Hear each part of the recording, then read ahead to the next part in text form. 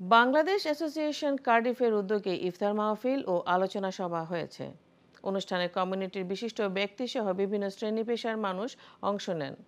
মোহাম্মদ রফিকুল ইসলামের রিপোর্টে বিস্তারিত। বাংলাদেশ অ্যাসোসিয়েশন কার্ডিফের উদ্যোগে কার্ডিফ বাংলাদেশ সেন্টারে মাহে রমজানের তাৎপর্য শীর্ষক আলোচনা ও ইফতার মাহফিলের আয়োজন করা হয়।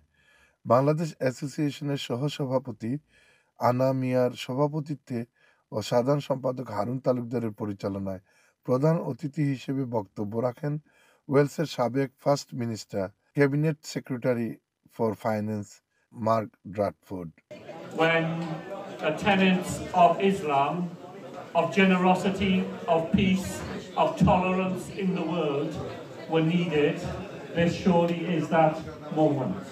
And as we are lucky enough to be with one another here this evening, এছাড়া বক্তব্য রাখেন অ্যাসোসিয়েশনের সাবেক সভাপতি আলহাজ আব্দুল মজিদ, কাউন্সিলর আলী আহমেদ, কাউন্সিলর সালেহ আহমেদ, সিরাজ আলী, ফজলুল হক ফারুক, সাবেক সাধারণ সম্পাদক মুস্তফা সালি লিটন সহ কমিউনিটির অন্যান্য নেতৃবৃন্দ। বক্তারা বলেন, মাহে রমজান অন্য সকল মাস অপেক্ষা উত্তম ও তাৎপর্যপূর্ণ। এ মাসে অর্জিত জ্ঞান অন্য সকল মাসে প্রয়োগের মাধ্যমে আমাদের জীবন সুন্দর ও আলোকিত হয়ে ওঠে।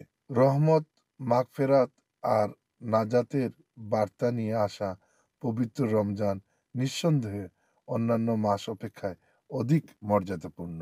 বিশ্ব মুসলিম উম্মার সুখ, শান্তি ও সমৃদ্ধির জন্য বিশেষ দোয়া করেন রিভারসাইড জালালিয়া মসজিদের ইমাম মৌলানা আব্দুল মুক্তাদির।